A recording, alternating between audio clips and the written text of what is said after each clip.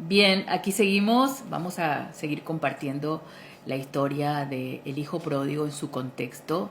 Estoy aquí desde el TikTok y voy a ir subiendo pequeños fragmentos. Recuerda que el TikTok me da un espacio solamente de 10 minutos y voy a ir compartiéndotelo. Pero ¿por qué hago esto? Primeramente porque tengo hermanos que me lo han pedido hace mucho tiempo, me pedían El hijo pródigo. Hay muchos temas en el Brit Hadash, conocido como el Nuevo Testamento, Pacto Renovado. Hay muchas historias muy lindas y para comprender las palabras de Yeshua siempre tenemos que citarnos, estudiar el contexto del siglo I, en el tiempo de Yeshua. Entonces es importante, pero además el Eterno anoche, mientras yo cenaba con mi esposo, me dio un mensaje para la cristiandad, para la iglesia. Recuerden que estamos en tiempos finales y la voz profética se va a hacer sentir muy fuerte en estos tiempos. Y yo sé que golpea. ¿Por qué golpea? Porque hay oídos que están acostumbrados, hay almas fragmentadas, lamentablemente, que están acostumbrados a que solamente les hablemos de bendición, de prosperidad. Y créanme, como profeta del Eterno, créanme que a mí me gustan esos mensajes motivacionales. A mí me encanta siempre hablar de el propósito, de llevar a entender al creyente para qué vino a este planeta. Créanme que a mí me encanta levantar al caído, traer mensajes de aliento, de esperanza, de lo que Dios quiere para tu vida, de infundirte siempre vamos, de que entiendas tu diseño, de que puedas accesar a esa dimensión para el cual fuiste llamado, quién eres, de dónde venimos y hacia dónde vamos. Siempre a mí me gusta traer estos tipos de mensajes, pero recordá que los profetas del Tanaj, del Antiguo Pacto, siempre que el Eterno levantaba voz profética, como en el caso de Ezequiel, Ezequiel era un sacerdote, un levita, Ezequiel era un profeta y una atalaya, ¿sí? Y esa es la voz de shofar que vas a escuchar en estos tiempos, porque el Eterno está levantando un remanente de voz de shofar, de voz de atalaya, la voz profética pregonando la verdad bíblica que se está siendo revelada en medio de estos tiempos. Y la verdad sacude, la verdad confronta. ¿Por qué confronta? Porque nos hemos acostumbrado a un evangelio de viandas. Tenemos que tener un corazón humilde, abierto, dispuesto a recibir. Siempre he escuchado en conferencias, en congresos que hablan de lo nuevo de Dios. Quiero lo nuevo de Dios, quiero lo fresco de Dios. Escúchame, la Biblia no habla de lo nuevo de Dios. La Biblia habla de que el Eterno siempre nos llama a volvernos. Hay una palabra muy conocida en el hebreo que se llama teshuva, y teshuva habla de retornar. La Biblia habla de párense en los caminos, Jeremías 6:16, y pregunten cuál es la senda antigua. Entonces, no hay nada nuevo. La Biblia dice que no hay nada nuevo debajo del sol, todo lo que fue será.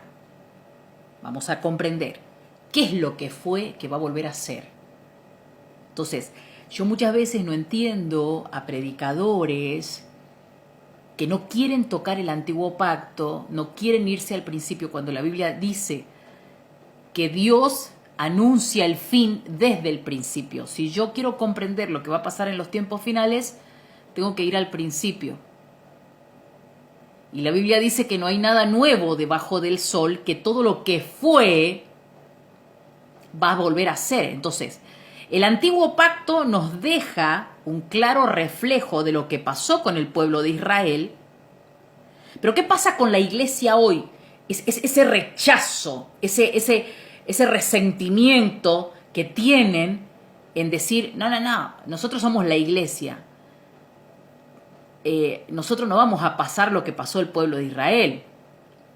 Porque resulta ser que había un tipo llamado Marción del Ponto que había dicho que el antiguo pacto, él fue el que trajo la división, antiguo y nuevo, ¿verdad?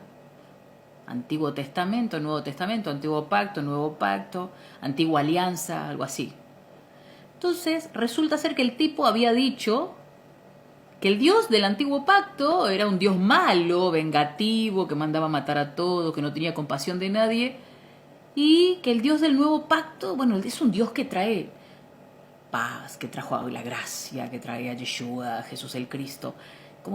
Como que está más suave la cosa, ¿no? Sin embargo, cuando entendemos las escrituras y vamos a estudiar las escrituras, que Yeshua inclusive dice escudriñen, no es lo mismo que leer, no es lo mismo que estudiar, porque ellas dan testimonio de mí, porque ellas hablan de mí, pero además el escudriñar las escrituras te ayuda a comprender el carácter del Creador. Y cuando estudiamos la esencia y el carácter del Creador, además de lo que dice su palabra, porque yo Yahvé no cambio. Entonces, la Biblia dice, Él es el mismo ayer, hoy, por los siglos. Entonces, yo tengo que comprender que la Biblia, yo sé que la conoces como Biblia, nosotros le llamamos Torá. Biblia significa conjunto de libros. Esto es un documento judío. Por misericordia se nos fue alcanzado a nosotros. Pero tenés que comprender que es un documento judío.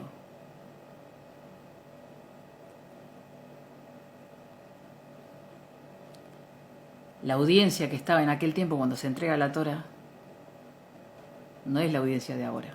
Que con la misericordia nos iba a ser alcanzado, sí. ¿Por qué te digo esto? Porque me pasa mucho con la cristiandad cuando los veo que se toman del libro de Hebreos, la carta de Hebreos que se encuentra en el Nuevo Testamento. Pero tengo algo que decirte, tengo que darte una corrección en honor a la verdad, porque la verdad nos hace libre. La carta de Hebreos no es para hebreos. La carta de Hebreos, aunque esté en el Nuevo Testamento, que la pusieron ahí, que el autor no se lo conoce, pero por el léxico se lo atribuyen a Pablo, al Rab Shaul. El libro de Hebreos no se escribió para los gentiles, no aplica para la iglesia. Cuando Moisés redacta la Torá, la ley, mal llamada, que Moisés fue el escriba que Dios utilizó para redactar su instrucción, Moisés no estaba pensando en mí. Moisés no dijo, voy a escribir los 10 mandamientos porque en América Latina va a existir una chica Luciana, en Chaco, Argentina. No, Moisés no estaba pensando en mí. Moisés redacta la escritura en la generación que se encontraba a los pies del monte Sinaí, ese remanente que Dios había sacado de Egipto. Pero que con los siglos, porque cuántos saben que Dios es un Dios generacional, por eso se lo conoce como el Dios de Abraham, de Isaac y de Jacob. Con el tiempo iba a trascender y las escrituras iban a llegar a nuestras manos, porque se nos dio ese acceso. Y cuanto más también cuando entendemos la redención a través de Yeshua, de que se le da la participación al gentil de ser injertado y de ser parte de la nación de Israel. Cuando yo comprendo mi identidad, cuando yo comprendo quién soy. Pero las escrituras no fueron para nosotros. Y esto está fuerte a la hora de entender, pero yo sé que con el tiempo y con la ayuda del Ruach HaKodesh, que es el Espíritu de Santidad, te va a ayudar a comprender. Las escrituras no se escribieron para nosotros, pero se nos alcanzó a nosotros. Entonces, comprender el libro de Hebreos no es fácil, porque fue de hebreos para hebreos, con una mentalidad hebrea. Y nosotros que estamos en el occidente, entre medio de las naciones, y que las religiones se han encargado de traer esa mezcla de la Babilonia, cuesta comprender ese lenguaje que fue para un pueblo hebreo. Amén.